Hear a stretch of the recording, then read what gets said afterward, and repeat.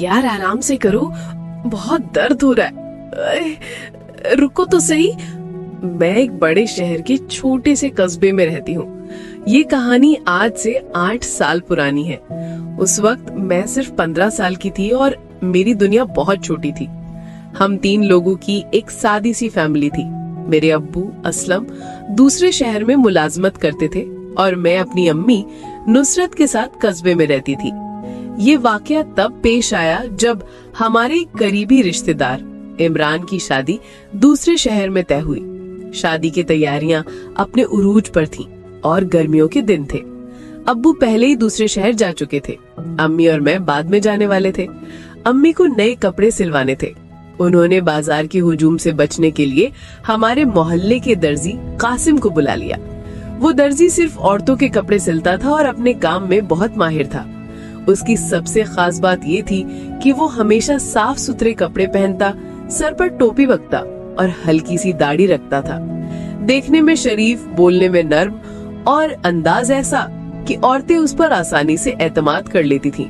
वो दर्जी वैसे भी अब्बू का पुराना दोस्त था, इसलिए अम्मी ने उसे बिना झिझक बुला लिया। उस रात जब कासिम आया, मैं सहन में बैठी थी।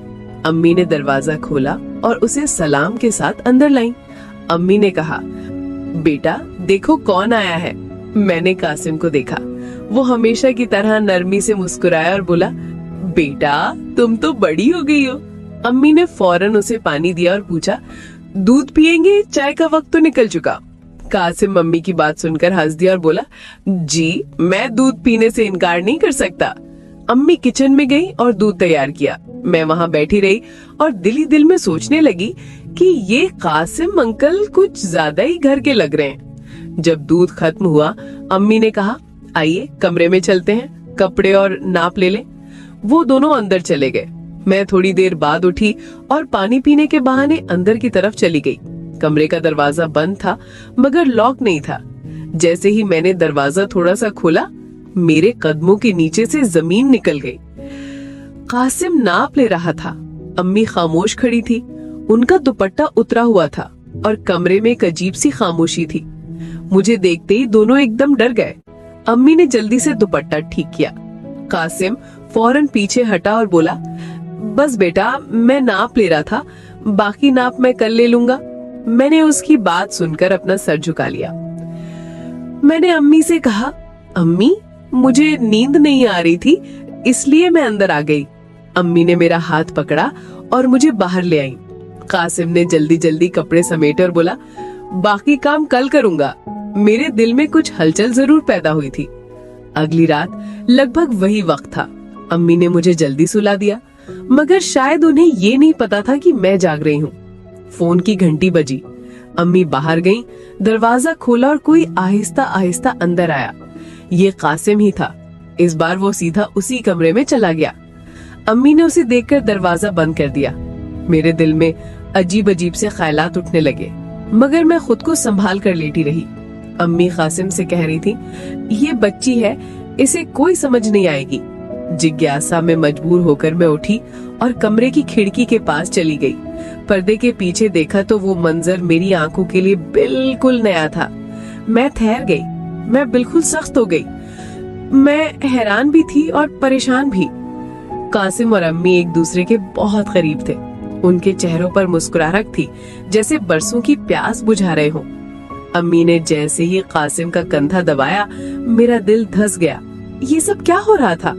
मैंने खिड़की से जो कुछ देखा वो मेरी समझ से बिल्कुल बाहर था। मेरी अम्मी जो मेरे लिए इज्जत, वकार और मोहब्बत की अलामत थी, आज कासिम के साथ किसी और ही रंग में नजर आ रही थी। पर्दे के पीछे कैसी दुनिया चल रही थी जो शायद सिर्फ बड़े समझ सकते थे। कासिम अम्मी के करीब बैठा था। उसकी आंखों में एक अजीब सी चमक थी। अम्मी हंस रही थी, वो हंसी जो मैंने बरसों बाद सुनी थी। एक अलग सा सुकून था, जैसे बरसों का बोझ उतर गया हो। मैं चुपचाप वापस अपनी चारपाई पर आकर लेट गई। मेरी आंखें बंद थीं, मगर दिमाग लगातार सवाल कर रहा था कि ये सब क्यों, कैसे, कब से और मैं ही क्यों इसकी गवाह बन गई। अगली सुबह नाश्ते पर अम्मी बिल्कुल आम सी थीं। उन्होंने पराठा और अंडा बनाया, मुझे दूध दिया और मेरी नींद के बारे में पूछा। अम्मी ने कहा, रात तुम जल्दी सो गई थी? मैंने सर हिलाया और कहा, हाँ मुझे बहुत नींद आई थी। मगर अंदर से मेरा दिल कह रहा था कि असल में वो रात मेरे लिए खत्म नहीं हुई थी। शाम को जब अम्मी ने मुझसे कहा, बेटा आज रात कासिम कपड़े देने आएगा, मैंने उसे कहा है कि रात को आना ताकि तुम्हारी नींद में खलल ना हो। मैंने सर हिलाया, लेकिन अब मैं तैयार थी, इस बार सिर्फ देखने के लिए नहीं बल्कि समझने के लिए। रात को मैंने अम्मी के हुक्म पर बिस्तर पकड़ लिया, मगर नींद को आंखों से दूर रखा। शायद अम्मी को नहीं पता था कि मैं जाग रही हूँ, मगर मेरी सांसों की रफ्तार बदल रही थी। रात के 10:30 बजे फिर दरवाजे पर दस्तक हुई। अम्मी दबे पांव जाकर दरवाजा खोला। कासिम अंदर आया। उसके हाथ में एक बैग था, शायद कपड़ों का। अम्मी ने आहिस्ता से दरवाजा बंद किया और उसे सीधा दूसरे कमरे में ले गई। मैं आराम से उठी और फिर उसी खिड़की के पास चली गई। पर्दे के पीछे रोशनी हल्की थी, लेकिन आवाजें साफ सुनाई दे रही थी। अम्मी ने पूछा, क्या कपड़े तैयार हो गए? कासिम बोला, हाँ सब तैयार हो गया, आपने जो कहा था सब रखा है। उसकी आवाज में एक खास नरमी थी। फिर अम्मी बोली, और जो मैंने नहीं कहा था? अम्मी की इस बात में एक शोखी थी जो मैंने पहले कभी नहीं सुनी थी। अजीब सी आवाजें धीरे धीरे खामोशी में बदल गईं। ये कोई ड्रामे का सीन नहीं था, ये मेरी जिंदगी थी, मेरी अम्मी की हकीकत थी। करीब आधे घंटे बाद मैं वापस अपनी जगह पर आ चुकी थी। मैं सोने की अदाकारी कर रही थी जब तक अम्मी मेरे कमरे में वापस ना आ जाए। जब अम्मी लौटी, उनके चेहरे पर नमी फैली हुई थी, जैसे वुजू किया हो या कुछ छुपाने की कोशिश कर रही हो। उन्होंने मेरे सर पर हाथ फेरा और आहिस्ता से कहा, बेटा तुम बहुत अच्छी हो, हमेशा मेरे करीब रहना। मैंने आंखें बंद रखी, मगर दिल में अजीब सा दर्द पैदा हो रहा था। अगली सुबह एक नया रुख सामने आया। कासिम अब रोज आने लगा, कभी दोपहर को, कभी शाम को, कभी अम्मी के कहने पर घर में उनकी मदद बढ़ने लगी। मोहल्ले में लोगों ने सवाल उठाना शुरू कर दिया। औरतें अम्मी से पूछती, ये दर्जी आपके घर रोज क्यों आता है, कोई खास काम है? अम्मी हमेशा मुस्कुराकर जवाब देती, मेरे शौहर के पुराने दोस्त हैं, काम भी है और एतमाद भी। मगर मुझे ये एतमाद अब बोझ लगने लगा था। एक दिन दोपहर को मैं स्कूल से जल्दी वापस आ गई। गर्मी बहुत ज्यादा थी और मेरी तबीयत कुछ बोझिली हो रही थी। मैंने दरवाजा खोला तो अंदर से हल्की सी हंसी की आवाज सुनाई दी। मैं आहिस्ता कदमों से सहन से गुजरी और किचन के पास वाले कमरे में झांका। कासिम और अम्मी दोनों मौजूद थे। कासिम ने अम्मी को कुछ पकड़ाया हुआ था, शायद कोई नई चीज थी। अम्मी ने उसके हाथ पर हाथ रखा और बोली, आप तो मेरी पसंद को समझ गए। मैं वहीं खड़ी रही, न अंदर जा सकी न वापस मुड़ सकी। उसी शाम अम्मी ने मुझसे कहा, बेटा तुम जल्दी बड़ी हो गई हो, ये दुनिया बहुत जालिम है। मैंने उनकी बात का कोई जवाब नहीं दिया, लेकिन मेरी आंखों में जो सवाल थे शायद वो भी समझ रही थी। अब कासिम हमारे घर का हिस्सा बन चुका था, बिना किसी नाम के, बिना किसी रिश्ते के। रातें फिर वैसी ही होने लगी। पर्दे के पीछे कहानी चलती रही और मैं गवाह बनती रही, मगर बिल्कुल खामोश। फिर एक दिन कुछ नया हुआ।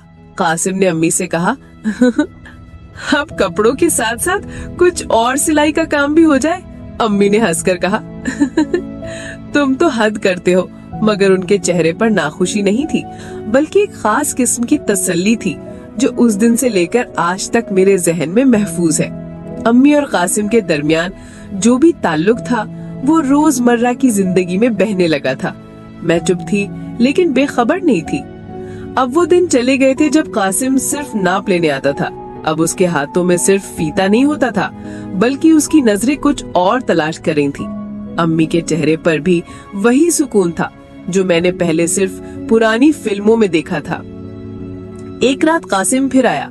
अब वो रोज आने लगा था, लेकिन रात को उसका आना किसी तयशुदा मुलाकात जैसा होता था।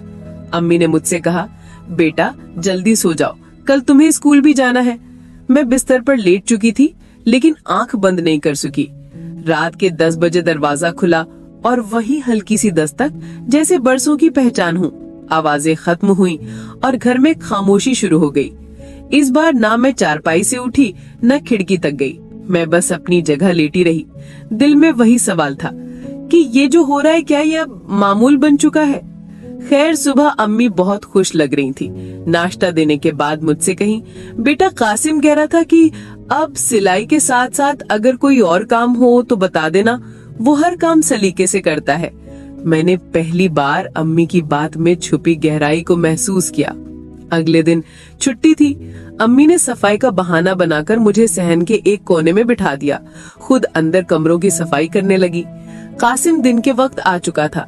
उसके हाथ में सफेद कपड़ों वाला कवर था और चेहरे पर वही नरमी, वही पुराना बोलबाला।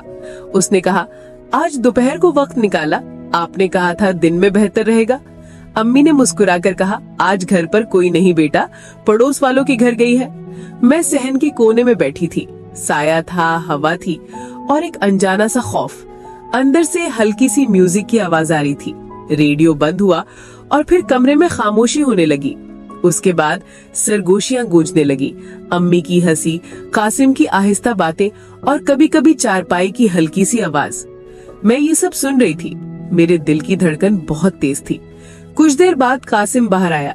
जाते हुए मुझसे कहा, बेटा तुम्हारी पढ़ाई कैसी जा रही है? मैंने सर झुकाकर कहा, जी अल्लाह का शुक्र है। वो चला गया। मैं अम्मी के पास चली आई। अम्मी अपने दुपट्टे के पल्लू से पसीना साफ कर रही थी। चेहरे पर अजीब सी थकान थी, मगर होठों पर मुस्कुराहट। अम्मी बोली, बेटा बाहर ज्यादा न बैठा करो, बाहर बहुत गर्मी है। मैंने आंखों में आंखें डालकर पूछा, अम्मी आप कासिम को रोज क्यों बुलाती हैं? मेरी बात सुनकर वो एकदम कांप कर रह गई, लेकिन फिर संभल कर बोली, बेटा जिंदगी में कुछ फैसले ऐसे होते हैं जो तुम अभी नहीं समझ सकती। अब कासिम के आने के दिन और वक्त मुकर्रर हो चुके थे। अम्मी ने अपनी दुनिया में शामिल कर लिया था, जैसे वो किसी रस्म के बगैर उनकी शरीके हयात बन गया हो। एक रात ऐसा हुआ जो मैं कभी सोच भी नहीं सकती थी। रात का वक्त था, कमरे में हल्की लाइट थी। कासिम और अम्मी अंदर मौजूद थे और मैं खिड़की के पर्दे के पीछे। इस बार अम्मी ने कासिम के कान में कुछ कहा। वो हंसने लगा और बोला, इतनी खुशबू डाली है कि कपड़ों पर महक। तो दोस्तों, ये कहानी आपको कैसी लगी? इस कहानी के पार्ट 2 के लिए कमेंट में पार्ट 2 लिखें और हमारे चैनल हानिया वॉइस को सब्सक्राइब करें। शुक्रिया।